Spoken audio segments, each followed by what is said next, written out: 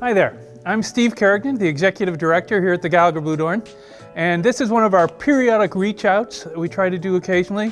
We said early on in the pandemic that we didn't want to promise something and take it away, We also said that we didn't want to over communicate. We only wanted to visit with you folks and share information when we had something concrete and real to share.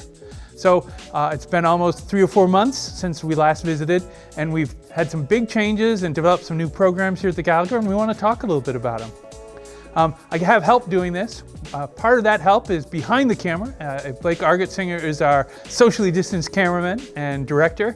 And then behind me is our erstwhile production assistant, Chad Allen.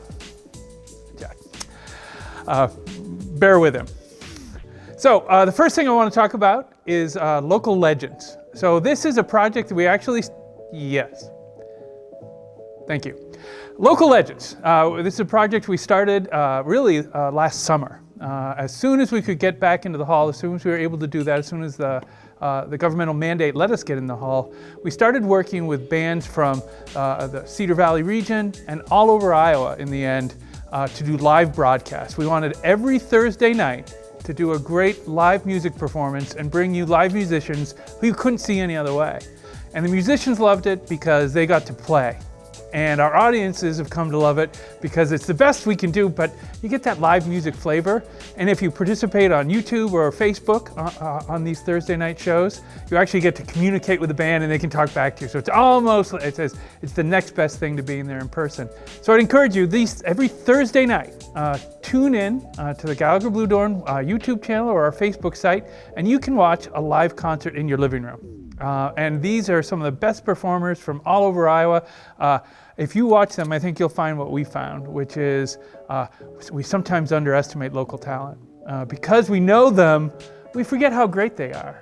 One of the things that's always been tricky is that artists can often make more money traveling out of the town and playing than they can in their own town. So here's a chance to hold up your neighbors and see some great musicianship. All right, what's next, Chad? The Kaleidoscope series Storytime. Yeah, excellent. So Storytime is a project that we home grew, and it's really kind of exciting. You know, many of you know our Kaleidoscope program. We serve K through 12 kids all over Iowa. In fact, we serve almost 45,000 a year. And of course, with the pandemic and the limitations on face-to-face and field trips, we were really at a loss. All of our traditional ways of serving these kids were gone. And so we had to go back to the teachers themselves and work with them to find out what they needed. And what they needed was content that would work in the classroom, that would work in a socially distanced classroom, and could even work in a distance classroom. So we hit upon video as our delivery method right away. And we came up with this notion of particularly working in early literacy, but also in more advanced subjects too. How could we bring that into the classroom in a way that supported teachers and provided fun learning for kids? And one of the first projects we came up with was our Storytime series. And this is, if you go on YouTube, you can find hundreds of people reading books online. And we saw that as a leaping off point, but we didn't want to stop there. And so if you try our Storytime series, what you're going to find is it's not just about the book, though the books are great and the stories are great. It's also about other content. It's about historical content. It's about acting, learning how to act and perform. It's about a fun story being shared and telling the story back, storytelling. And probably the best thing we did when we started the Storytime series is we reached out to performers. Because a lot of performers around the country aren't working right now. It's very difficult to work if you're a live performer. And so we were able to tap into just world-class talent, wonderful, wonderful performers. You can watch them again and again. And these performers read the stories and they walk your children and your classroom through it. And so all of these are available for free on the Gallagher Bluedorn website. You can stream them anytime you want to. But Storytime series, really fun. And if you're teaching or even if you're just supplementary teaching at home and you're a parent, I think you're going to love these books. I watch them again and again and again. Kaleidoscope series, virtual series. Okay. So Most people who know the Kaleidoscope series are used to kids getting in their buses. They come to the Gallagher Bluedorn, we bring them into the hall, they see a great show, visit with the artists a little bit, and they jump back on the bus and they go off to their buses all over Iowa, where they all go back to school. And of course that can't happen. And we're not the only ones suffering from this. There are other groups that are suffering, perhaps most predominantly the very people that perform those shows. And so what we did is we reached out to our partners that produce all these shows and the actors that perform in them, and we asked if we could get a video version made. A video version that we could then distribute again out to teachers. So they save the bus rides back and forth, but they get to have that content, that learning content that is contained in each of these shows. So some of these shows are historical, some of them are biographical, some of them are just literature based. They're all fun, and they're all live, and they're all lively. And so, what a great tool for teachers to have when they want to cover a subject. And we've covered everything from historical fiction to funny books to even a recent one about the American electoral system and how that works. So it's a great way to dig into a subject with a fun lead. And again, it works whether you're traditional face-to-face, whether you're socially distanced face-to-face, or if you're working from home and teaching from home. So do look in. What we do is we have a list of all the shows we have available, and they're only available for a limited time. So you have to just ask permission, sign up, and we'll send you a link, a proprietary link just for you that will allow you to have access to these shows and have them in your classroom or at your home. Doesn't matter where you are. What can you do? So this is kind of a broken record, and of course I have an axe to grind on this one. You know, with the new year and the release of the vaccines, I think we saw a new beginning. 2020 was so rough and so hard for so many people that we really thought this was a fresh start.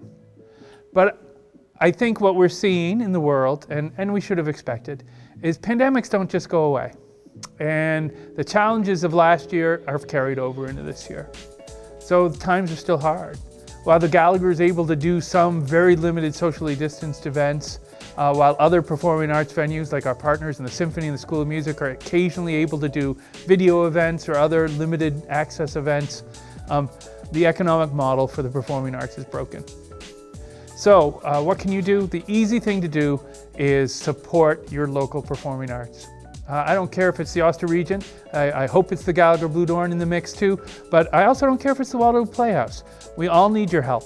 We all need your help. So if you've supported the Waterloo Symphony Orchestra in the past, continue to support them. If you've supported the Hearst Center in the past, or the Waterloo Center for the Arts in the past, or the Waterloo Players, or the Children's Theatre, or the Ulster Region, or just about anybody you can name that wants to do live performance, know that they have to keep alive through this year so they can be there for you next year. I think we have a great opportunity. I don't know a single artist or a single performing arts venue that sat still through the pandemic.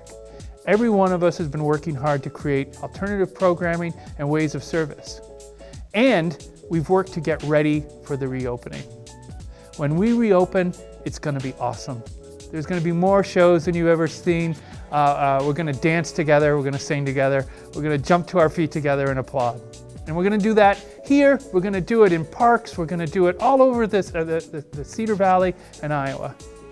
But we have to get there first. So if you're thinking about, if you have the income, if you can afford it, think about what you could do to help us stay alive. All of our groups have Friends Group, all of us, our groups have donations, whether it's for a tax benefit or just to help us squeak through. Give a little bit. Show what you care about. Make sure that you have the kind of community in a year that that we had before COVID started. Oh, the other thing is be an advocate for the performing arts. Talk about the importance of that. Share your stories.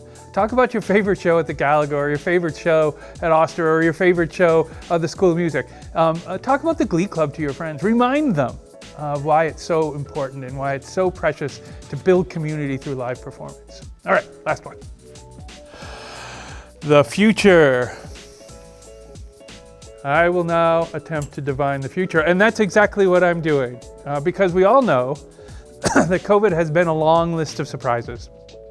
We didn't think it was going to be as bad as it was worse. We thought we had it licked, we didn't have it licked. It's come and gone, it's mutated.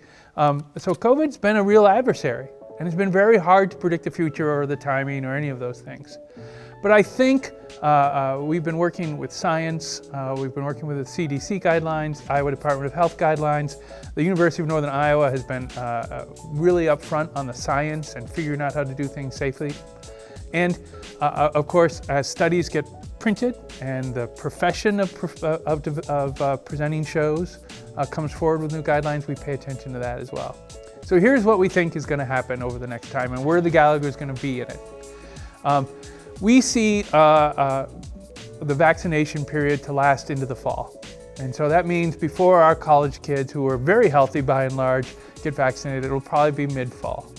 And so that means that as part of a campus, we have to be pretty careful to not get anybody sick or have those kids share their germs with anybody else. And so for the upcoming spring, we're going to do probably a couple indoor shows.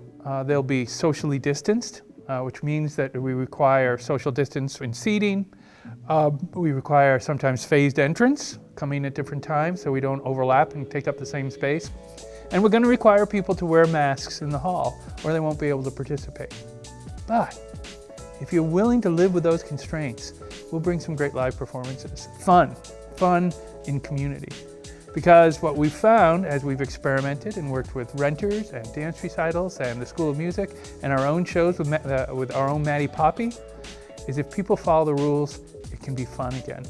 We can be together as a community and have art. And that's why we're not going to do a ton of them, but we're going to do some of those. Really, to make sure everybody stays really safe, we're going to do a lot of outdoor stuff.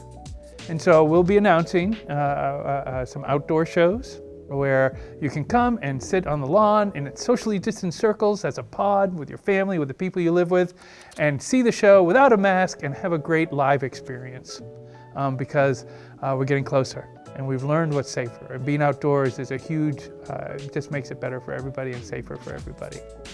Finally, and I don't want to talk too much about it, but it's a neat project that we came up with.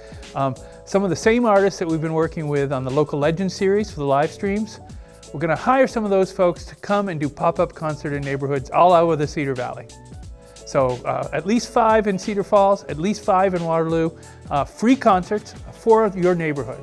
So if you're in a neighborhood association, or if you're thinking about starting a neighborhood association, it's a great way to get us to come. The concerts are free. We work with the neighborhoods to get people to come to the event. We manage the crowd and we manage and pay the band. So this is a really fun idea. One of the things that I think I've missed the most about the pandemic is the loss of community. The inability to sit around a table with people, to have a shared experience with a show, to see my neighbors and see how much the kids have grown and watch them play and have that communal experience, literally down to a neighborhood level. By popping up in neighborhoods and doing socially distant shows the same way we do our other outdoor shows, we can provide a safe experience for all ages, but we can bring people together again, like we should be, and get a little taste of what it's going to be like after COVID, and frankly, celebrate the very neighborhood and the very friends that have held us together as we've gotten through COVID. So I guess what I want to say is the Gallagher Bluedorn isn't stopping. We're going to keep going, and we're going to use science every step of the way. Now that's great because we've been practicing and learning. Every show we've done has been a little different and a little better. We have had no illness associated with any of our shows, and that's because we're being very, very careful. When we tell you we're going to keep you safe, we're going to keep you safe.